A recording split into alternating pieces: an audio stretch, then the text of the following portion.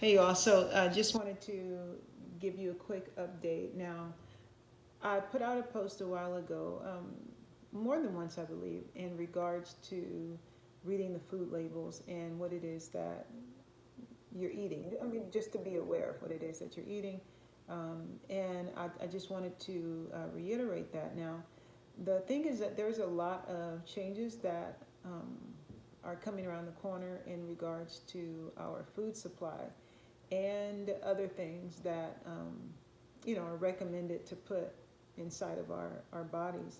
And when something is um, given to you or something is encouraged, you want to know what it is before you just take it into your body. And just really wanted to encourage you to do that now, and especially with these changes that are coming up in our food supply, with things that are going to be added to our food and injected into our food that we're not aware of.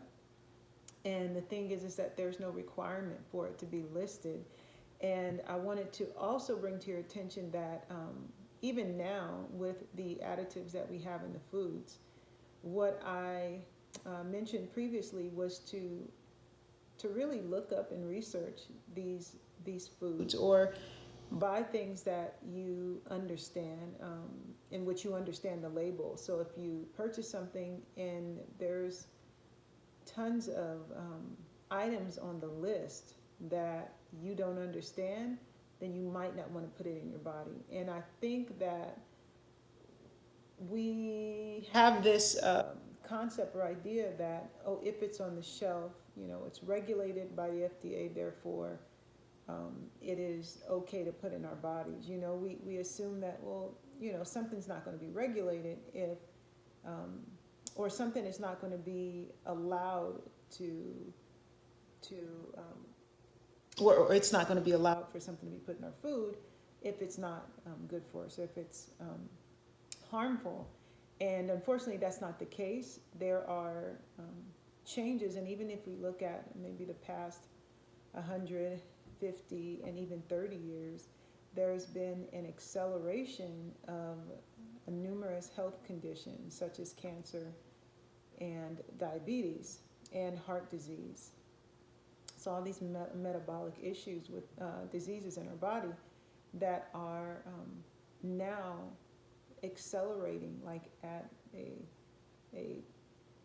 a pace that we've never experienced before.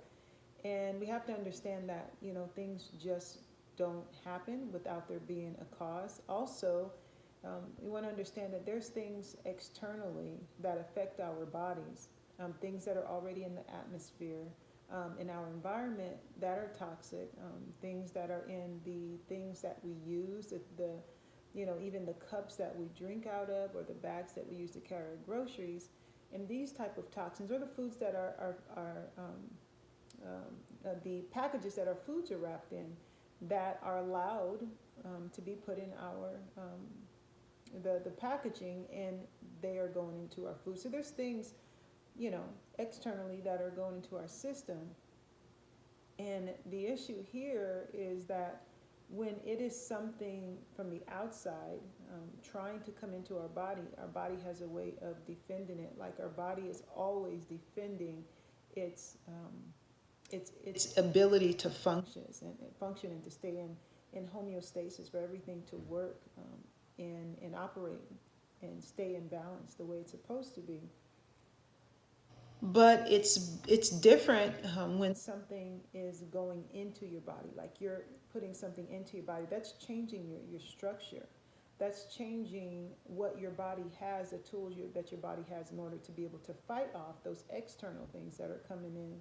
And so we look at the situation we're in now, where there's things externally, like in our packaging, and things that we use, like our cell phones. It's all these different things that are um, there, having a negative effect on our body, and our body is fighting off those things. However, when you take the food and you change the food, for one, like GMO items, which is all of our, anything that's not specified organic, or anything that is not, grown organic, which is just the natural way that, God designed it to be grown, to the way that we, treat the earth and planting foods and harvesting it, and the rest period and the cycle that the earth is supposed to go through in reference to planting and harvesting our food. That's been changed dramatically. Even over the 30s, there was a huge change in the way that our food was processed. And so these things are allowed. There's a list called, I guess you could say GRAS, GRAS, and it's a list of things that are generally recognized as safe. And basically, if items were used before, I believe, 1958, somewhere within there, then they can continue to be used. And items that want to be added onto the list, the regulatory process it's almost null and void. There's companies that do their own research, which is very common. That's like taking a test in school and you grading your own test, or it being allowed for everybody to grade their test. Some people are going to be honest and some not so much. And so with these type of regulations, you can see that it's easy for something to get in there that isn't supposed to be in there. So there are a number of items that are on this list, and the list is extremely long, of these chemicals that are allowed and generally recognized as safe. It's kind of like a loophole just to fit in whatever ingredients that the manufacturer wants to put into the food. And we're eating it under this assumption that, well, they wouldn't allow something in our food that's going to ultimately hurt us. But no, it's that when things are presented as being common, just like now, taking pharmaceuticals is just, I have an issue, I have a symptom, let me go to the doctor and get a drug. It's like, it's still a drug. It's allowed by the pharmaceutical companies and the medical doctors. They give them to the medical doctors. And, essentially these, many of them are being tried out. Like they're for example, I remember telling the doctor about an issue that I had, and he said, well, do you want to try these? Like, he asked me if I wanted to try this particular drug. And basically he was saying, and later on found out that he was saying, you want to try this one. If this one doesn't work, then you can come back and I'll give you another one to try. And so we have this concept of, I go to this place to get help. The food that's in the grocery store, it's safe. Otherwise, it wouldn't be on the shelf. And that's an assumption that has proven now, to be harmful and deadly. So I want to encourage you to find out what it is that you're putting in your food. And you take control over what you put in your body. It's your body. It's your choice to put in your body what you choose to put in there. And it's the only one that we have. I would hope that you would want to use it in a manner that would want to keep it strong and use it for, your purpose, what you were intended to use it for, to help others. And a healthy body is going to be able to help you in helping others, to serve others, and to enjoy this life that, God gave us. But I just want to encourage you. That's something that's going on now. Like I said, there are other things that are taking place. Bills that are coming out to cancel out regulations or things that are allowed now. And then there's, on the other end, there's, advancements that are taking place with the, because if someone has enough resources or finances to purchase a farm, and then they set up the standards of that farm, or if they have enough money to purchase a vote, then it doesn't have anything to do with health. It just has to do with whether or not it can be purchased.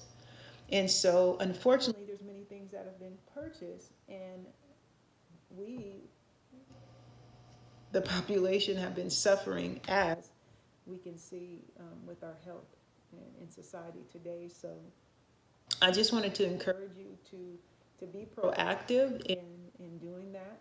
Check out what it is. Understand that these are chemicals, and these are very addictive substances. And I've spoken to you about sugar. There's when you see on the label sugar, there's a ton of other names that are sugar as well, types of chemical sugar. And these things have been hiding in our foods, and we've been assuming that they're okay. So I just want to give you a heads up. It's out there, now you have an option. You can take it and you can move forward with it, but just wanted to share that with you, okay? I hope that was helpful. And if you all have any other questions, please, message me, let me know. I come across many of the information, much of the information, the research, because, organically, it's typically a client or family member that I'm researching or studying in regards to, which has been the motivation for my studies and my continuing education.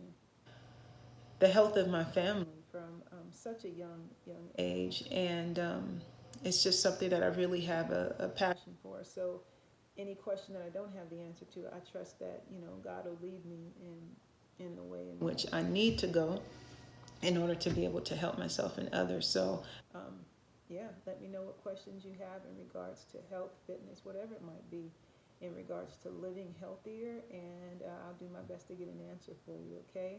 Also, check out my YouTube channel, Janel Bilal. You can also get the link on my Facebook page, Janel Bilal. And also, I have a new podcast where I'll be discussing topics, more along the lines of being able to develop new habits in regards to health, and what goes along with that process, and some other topics. So check that out.